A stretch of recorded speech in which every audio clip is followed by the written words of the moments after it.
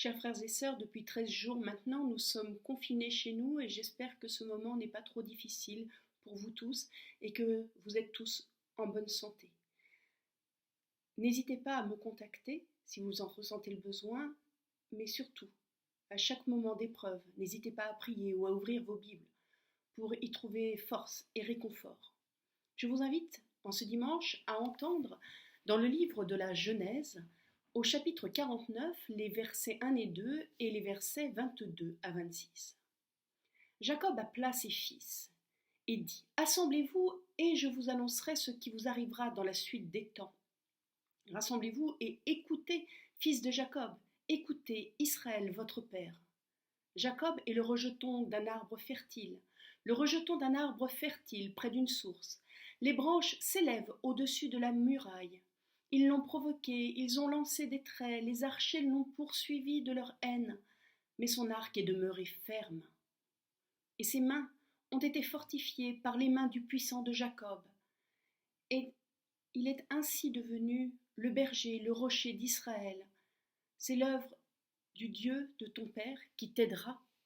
C'est l'œuvre du Tout-Puissant qui te bénira. Des bénédictions des cieux d'en haut, des bénédictions des eaux d'en bas, des bénédictions des mamelles et du sein maternel. Les bénédictions de ton Père s'élèvent au-dessus des bénédictions de mes pères, jusqu'à la cime des antiques collines. Qu'elles soient sur leur tête de Jacob, sur le sommet de la tête du prince de ses frères. Seigneur, ta parole est une lampe à nos pieds, une lumière sur nos sentiers. Ta parole est la vérité. Sanctifie-nous par ta vérité. Amen. Alors, chers frères et sœurs, je crains que nous nous soyons laissés influencer de génération en génération par une sorte de conception relativement fausse de Dieu, en n'imaginant pas Dieu autrement que comme étant un mâle, un homme. Cela se comprend évidemment depuis des siècles. Les rois, les chefs d'entreprise, les savants, les grands cuisiniers ne pouvaient, on le sait, être que des hommes. Alors, il est tout naturel que Dieu, qui est le roi des rois et l'inventeur de la vie, ne peut être conçu autrement que comme un homme. Et encore, quel homme ? Une caricature d'homme digne des films d'aventure, une sorte de héros que l'on a créé ainsi artificiellement qu'il semble peut-être en plastique. Alors notre erreur est ainsi facilement compréhensible. Nous avons été influencés par nos préjugés culturels et cela est inévitable. Mais quand nous pouvons progresser dans ce domaine, il est bon que notre théologie biblique, notre lecture de la Bible puisse bénéficier également de cette avancée. Regardons avec un nouveau regard quelle théologie, c'est-à-dire quelles caractéristiques sont données à Dieu dans le texte que nous venons d'entendre, celui de la bénédiction de Joseph par son père, Jacob, fils d'Isaac, petit-fils d'Abraham. Le texte nous dit : Joseph est le rejeton d'un arbre fertile. Le rejeton d'un arbre fertile près d'une source, les branches s'élèvent au-dessus de la muraille. Ils l'ont provoqué et ils ont lancé des traits. Les archers l'ont poursuivi de leur haine, mais son arc est resté ferme. Ses mains ont été fortifiées par les mains du puissant de Jacob et il est ainsi devenu le berger, le rocher d'Israël. Alors il est bon de remarquer, nous aussi, que tout ce que nous avons reçu de bon des générations qui nous ont précédés, il est bon de se le rappeler. Comme Joseph, nous sommes une petite branche nouvelle qui pousse sur la source d'un arbre qui est fertile.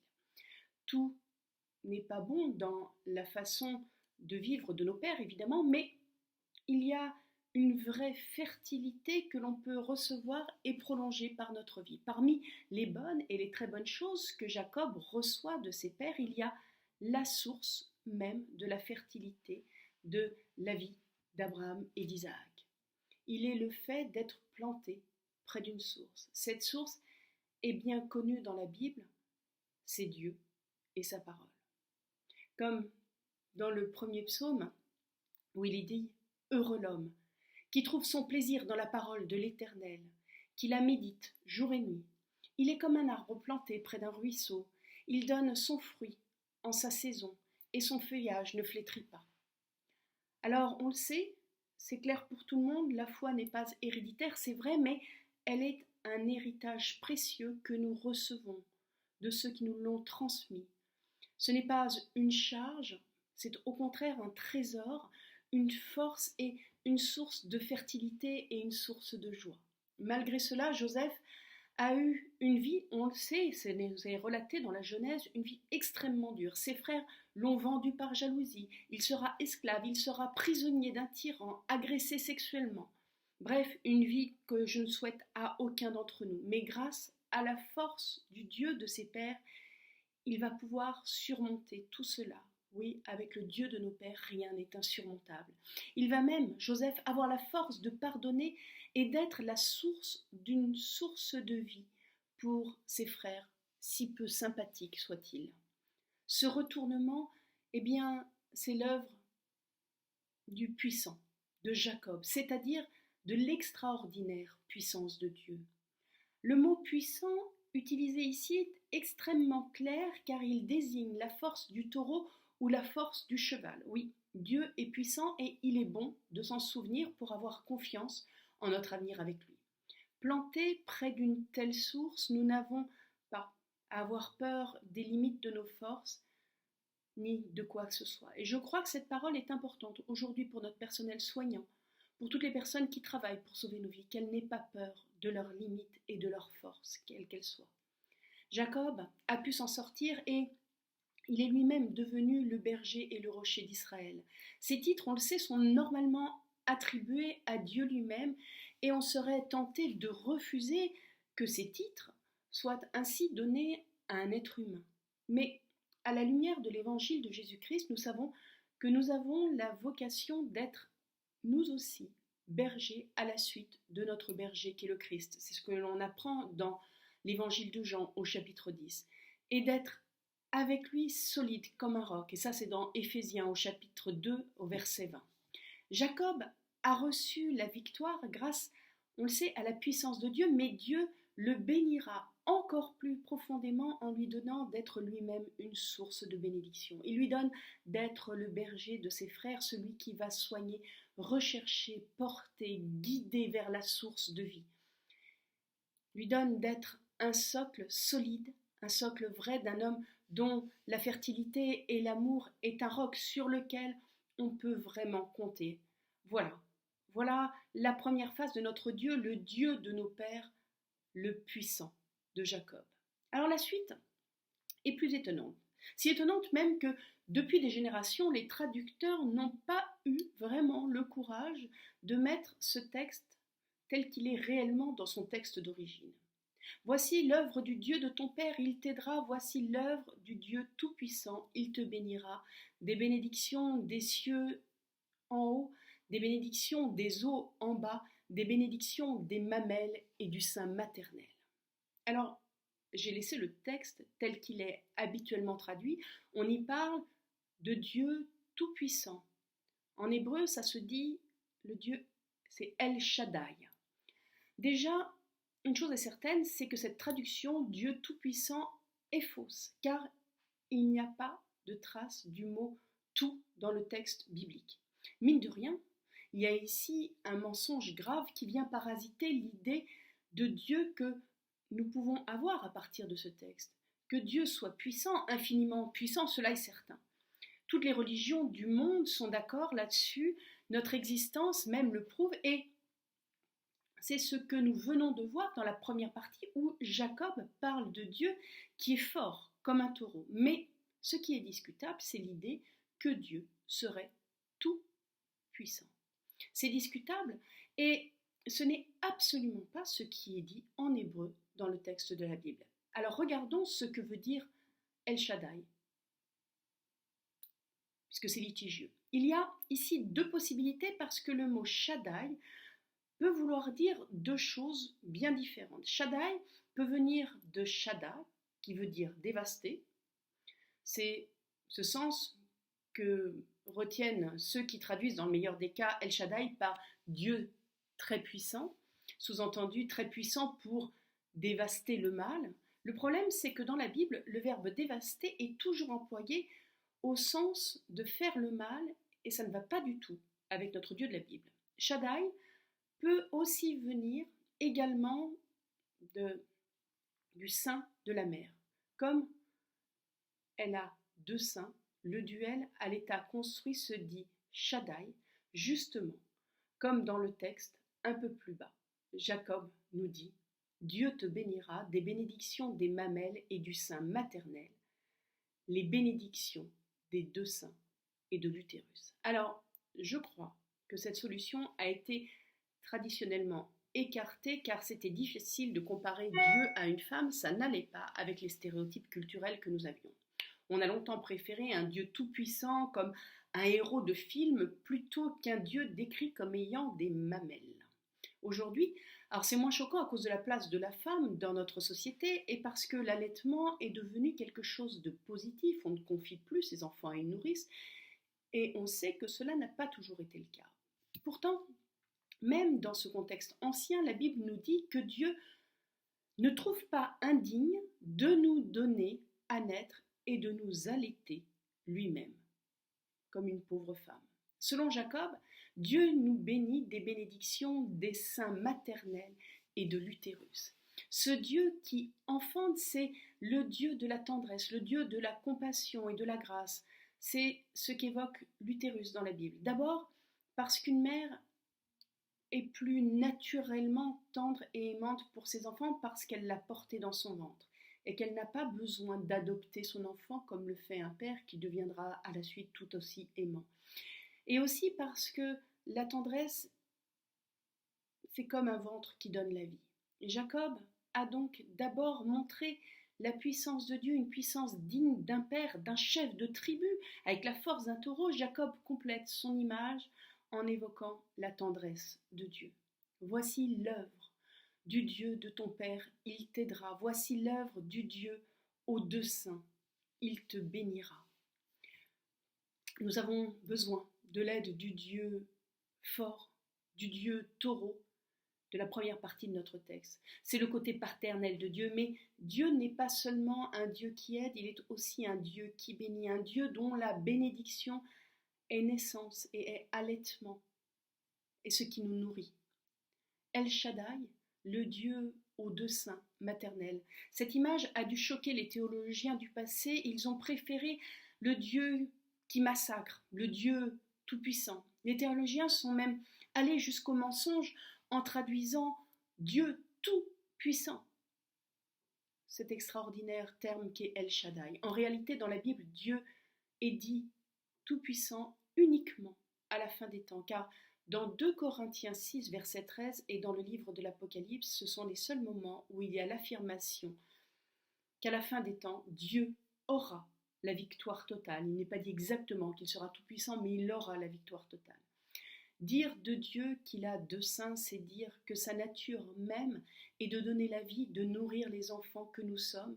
Ce El Shaddai, ce Dieu qui accomplit cette humble et patiente tâche qu'il a de donner de soi-même pour que le tout petit qui est en chacun de nous grandisse, justement parce qu'il est tout petit et incapable par lui-même de produire encore ce dont il a besoin, et quoi que ce soit. Ce El Shaddai, c'est le Dieu de la tendresse, c'est le Dieu de la grâce, qui n'annule pas la puissance de Dieu, d'un Dieu fort, il la complète extraordinairement et il la transforme. Pour vérifier cette hypothèse de traduction, pour El Shaddai, le Dieu au sein maternel, on peut d'abord rechercher dans la Genèse les passages où il en est question. Dans chacune des 6 occurrences, El Shaddai est effectivement une source de fécondité, de tendresse et de salut. Et je vous invite à retourner vers votre livre de la Genèse au chapitre 17 au verset 1, au chapitre 28 au verset 3, au chapitre 35 au verset 11, au chapitre 43 au verset 14, au chapitre 48 au verset 3 et au chapitre 49 que nous avons lu au verset 25. Et l'on trouve par ailleurs d'autres passages où Dieu est comparé à une mère avec ses enfants. On a ça aussi dans le livre d'Ésaïe, au chapitre 66, les versets 12 et 13. Et Jésus compare lui-même Dieu a une poule qui aimerait tant rassembler ses poussins sous ses ailes dans Matthieu 23 au verset 37. Cette bénédiction maternelle de Dieu va au-delà, je crois, au-delà de la simple protection du Dieu paternel. Cette bénédiction, ce n'est pas seulement une belle chose qui nous arrive comme une sorte de coup de chance ou un coup de main que l'on pourrait recevoir dans sa vie. Cette bénédiction est comme l'accouchement et l'allaitement. Il s'agit d'une vie nouvelle, d'un processus de croissance qui nous fait lentement passer du néant à l'état de sujet. Je pense qu'en ce moment, c'est quelque chose d'important à se souvenir. Et je commencerai la lecture de ce texte en évoquant le fait que nous recevons toujours la foi comme un héritage qui nous vient de nos pères, dans la mesure où on reçoit personnellement la bénédiction du Dieu El Shaddai, nous accédons à un degré de bénédiction incomparablement plus élevé que ce que nous avons reçu de nos pères. Nous prenons alors conscience que nous sommes enfants de Dieu, comme un fils de roi, responsable de l'avenir de ceux qui nous entourent. C'est ce qu'on nous dit au verset 26, ou comme le berger de ceux qui nous sont confiés, comme ça nous l'est dit au verset 24.